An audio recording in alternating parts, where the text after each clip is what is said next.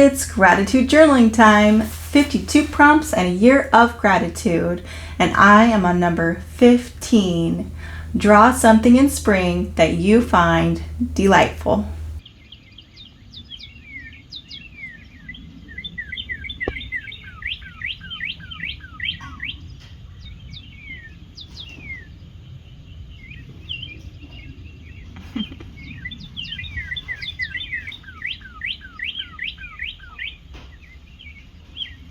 I wanted to draw and paint a gray bird like the one I filmed chirping in the tree, but the video, as you saw, was from far away and a bit blurry.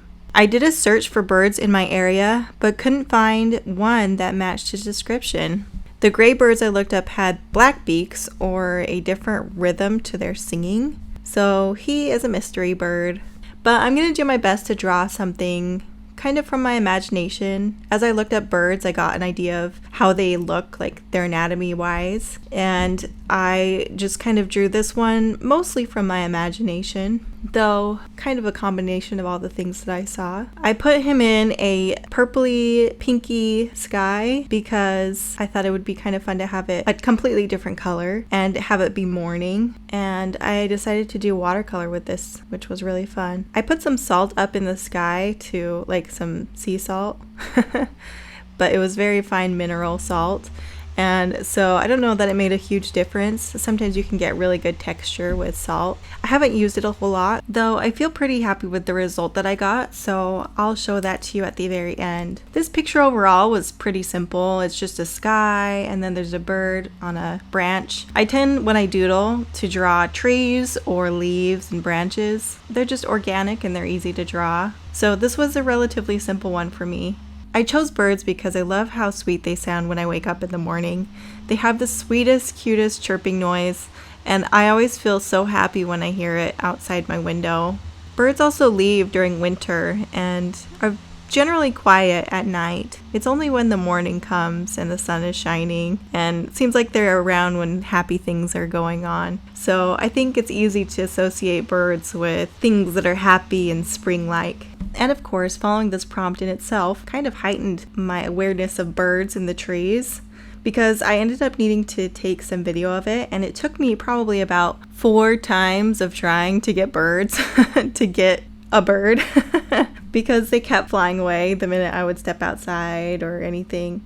The one that I got finally in the tree, I actually was inside the house and I heard him chirping, and so I snuck quietly to the window and opened the window very, very quietly and was able to get shots of him singing. It looked like he was talking to somebody, like one of his neighbor bird friends. There's always cardinals and robins and these gray birds that come stay in the tree.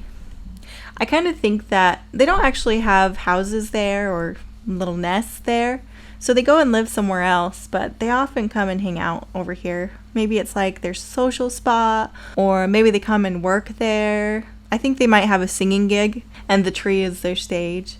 Whatever the case, I love that they come visit the little tree that I have right here.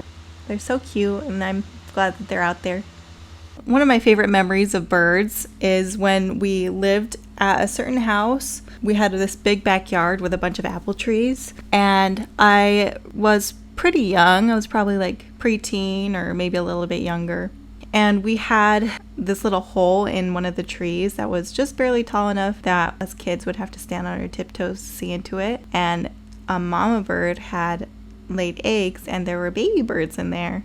And we would often peek into it and just look inside. We wouldn't touch them, but we'd look inside, and all of the little baby birds, when they would see us, they'd think that we were their mom, and they'd open up their little mouths like they were really hungry, and it was just the sweetest thing. It was so cute to see them. There really are so many beautiful creations in spring, and birds are just one. There's so many to choose from.